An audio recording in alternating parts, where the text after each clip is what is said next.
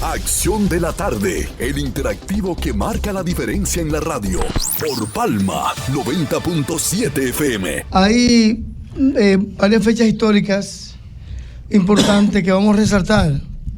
Por ejemplo, hubo un primer ministro, Patricio Lumumba, del Congo, que en 1961 fue llevado a un pelotón de fusilamiento, asesinado, su cuerpo fue enterrado, después de enterrado fue exhumado, metido a unos aceites, a unos ácidos, y solamente quedaron de él 2 dedos y un diente. Pero esos 2 dedos, las personas como era como botín de guerra, como señal de victoria. Pero dice él que no ha encontrado los 2 dedos, pero sí. Dice él, escúchame, Ovalí, usted está hablando de Lumumba. De Patricio Lumumba. Sí. Sí. Y estás hablando de que tomaron una decisión contra él. Sí. Y luego tú dice él, ¿a quién te refieres ahora? No, correcto. Sí. Dice la persona que se quedó con los dedos y el diente. El diente en el 2020, un diente de oro, fue lo único que queda de Patricio Lumumba, es ese diente de oro y se le entregó a su familia. Fue tan grande, fue un líder tan grande que una universidad principal de la Unión Soviética lleva el nombre de ese gran líder africano. Dice que fue el liberador de su pueblo. También, un día como hoy, nace Muhammad Ali, ese gran Cassius Clay, ese gran boxeador, lo más grande, dicen. No, cuando él nació, era Cassius Clay. Cassius Clay, correcto. Solamente. Sí, solamente. Y él, porque se convirtió al Islam, él cambió el nombre a Muhammad Ali. También un día como hoy, pero del 2002, muere Camilo José Cela. Ese es un premio Nobel de literatura español. Y un día como hoy también nace en Estados Unidos Alphonse Gabriel Capone. Es decir, nace hoy Al Capone. Un día como hoy, quien se le decía Scarface, cara cortada, que es precisamente una película protagonizada por Al Pacino y Marlon Brando.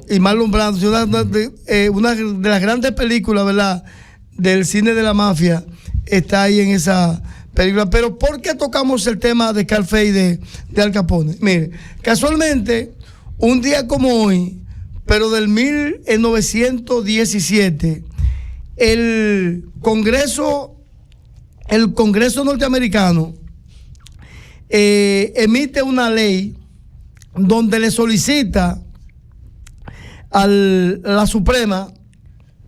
Tribunal Supremo que se lleva a cabo una enmienda en donde se prohíba el beber alcohol en Estados Unidos. Y casualmente en el 1920 se le hace una enmienda a la Constitución norteamericana, la enmienda 18, en donde se prohíbe el alcohol en los Estados Unidos. Se llama la llamada ley seca. Sí, entonces casualmente en el 1920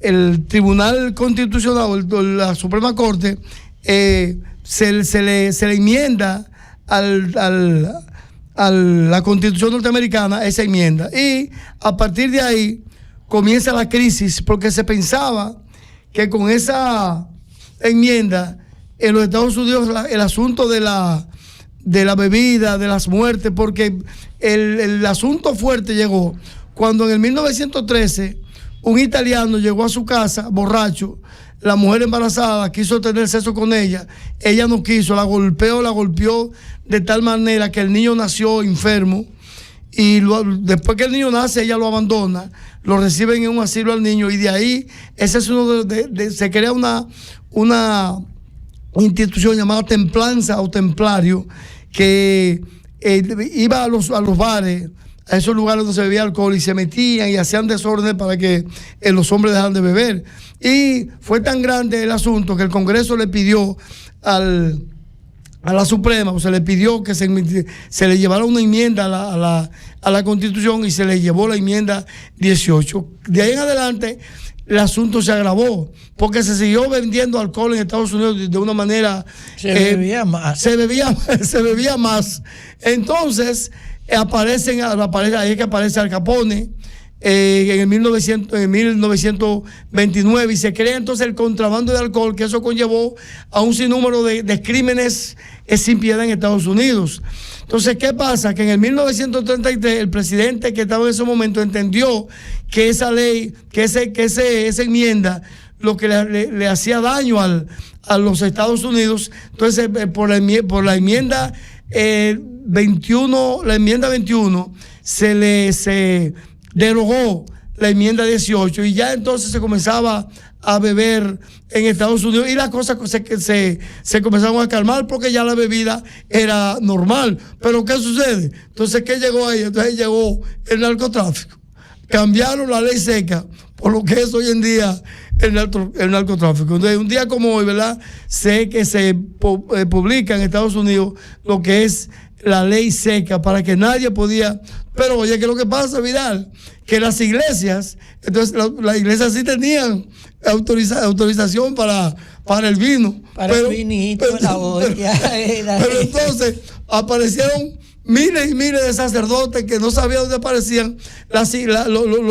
Los médicos también daban receta para el alcohol, y se convirtió en un relajo realmente lo que fue la ley seca en Estados Unidos. Bueno, son muchos temitas. Lumbumba fue una persona que tuvo agallas en la etapa en que África decidió independizarse. Sí. África es un continente que ha sufrido mucho, y posiblemente uno de los continentes con mayores recursos disponibles, y donde empieza la civilización humana, donde crece este ser que somos nosotros. Y Mohamed Ali, de GPT, en la inteligencia artificial, que a quien se le encomendó como tarea, en base a toda la información disponible sobre los boxeadores en el mundo, determinar cuáles eran los 15 mejores, y resulta que clasifica a este boxeador como el número uno. Como el número uno. El número uno en el mundo.